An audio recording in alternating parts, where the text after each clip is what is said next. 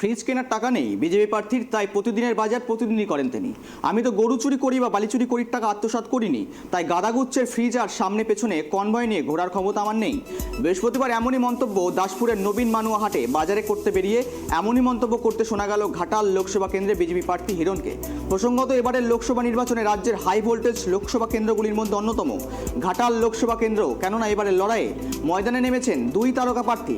তৃণমূল কংগ্রেসের পক্ষ থেকে প্রতিদ্বন্দ্বিতা করছেন দুইবারের জয়ী সাংসদ দীপক অধিকারী ওরফে অভিনেতা দেব, এবং ভারতীয় জনতা পার্টির টিকিটে লড়াইয়ের ময়দানে নেমেছেন আরেক অভিনেতা হিরণময় চট্টোপাধ্যায় অভিনেতা দেব হিরণ। আর প্রচারের খামতি রাখতে রাজি নয় কোনো শিবিরই। আর বৃহস্পতিবারের সাত সকালে ব্যাগ হাতে বাজারে হাজির হলেন হিরণ। পাল্টা প্রতিক্রিয়া দিয়েছেন ঘাটাল লোকসভা কেন্দ্রের তৃণমূল প্রার্থী দীপক অধিকারী ওরফে দেব।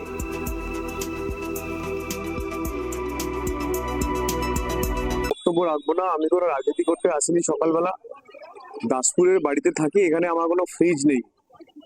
নতুন বাড়ি নিয়েছি তো এখানে, মানে ফ্রিজ কিনতে গেলে তো পয়সা লাগবে দাদা। আমাদের কাছে তো আর ব্ল্যাক মানি নেই, গরু চোরের টাকা নেই, বালি চুরির টাকা নেই যে আমরা আসবো যাবো ফ্রিজ কিনবো, সামনে কনভয় পিছনে কনভয় থাকবে। ফলে রোজকার বাজার রোজ করতে হয়। আজকে সকালে যে ছেলেটা বাজার করে ওর শরীরটা খারাপ হয়েছে, এত রোদে ঘুরে ঘুরে ওর লু লেগে গেছে। বললাম তুই তাহলে থাক, আমি যাচ্ছি বাজার করতে। মাননীয় তপনদাকে বললাম তপনদা বাজারে যাবো, আপনিও আসুন। দাদারও বাজার আমার বাজার একসঙ্গে করে নিলাম।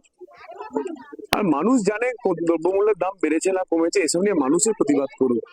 দেখুন, মানুষ নিজের রক্ষা মানুষকে নিজেকে করতে হবে, কেউ তো এসে মানুষকে রক্ষা করতে পারবে না। মানুষের দাম বেড়েছে, জিনিসপত্রের দাম বেড়েছে, তারা জানে যে পশ্চিমবঙ্গ সরকারের কি অবস্থা। এবার আমাকে একটা কথা বলো, তিনি তো আমি 3 বছর খড়গপুরে ছিলেন না, আছেন এখনো, কাউন্সিলর আছেন এবং এমএলএ আছেন। আমার বক্তব্য উনি দুটো কাজ বলুন না উনি কি করেছেন খড়গপুরে, সেটা নিয়ে মানুষের কাছে যান। সে নিজে রাস্তা করতে পারে না, কথা দিয়েছে কি রাস্তা চোর, তাহলে কি আমি বলতে পারি বা এমএলএ টাকা চুরি করেছে, এমএলএ ফান্ড চুরি করেছে? আমার বক্তব্য হচ্ছে ওনার নামে তো, ওনাকে তো খুঁজে পাওয়া যাচ্ছে না, ওইখানে ওনার নামে পোস্টার পড়েছে। অন্তত আমি 10 টাকা, আমি ঘাটাল মাস্টারম্যান কাজ শুরু হয়ে গেছে তো, ইলেকশন কমিশনে জমা তো পড়েছে।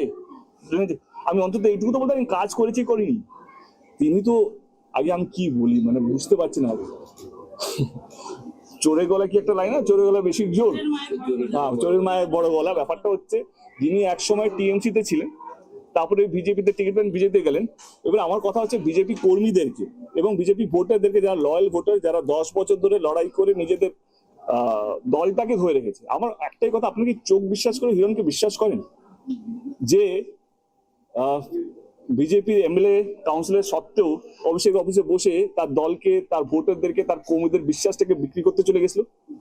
আপনি কি বিশ্বাস করেন? আমি ইডি সিবিআই কে এখানে এখনো মাথা উঁচু করে বসে আছি, হ্যাঁ, দলের পতাকা নিয়ে। বিশ্বাসটা কাকে করবেন?